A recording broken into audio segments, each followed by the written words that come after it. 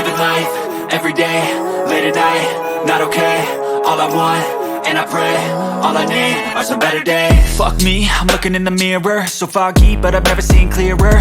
I don't really think anyone can save me, and honestly I'm not really sure I want saving. I like to be my own worst enemy. There's no risk if you don't try at anything, so I'ma just keep buying everything. See you in the next life, have to be a better me. I don't think that my head's on straight, gotta flip it and grip it and go and get an x-ray. What's wrong with me? I just feel weight pushing on my chest and it squeezes till I suffocate. Better change my mindset, meditate. It's pretty cool that I'm alive and have better days. I could walk, see, hear, I should celebrate. Think I could change my mind, maybe elevate.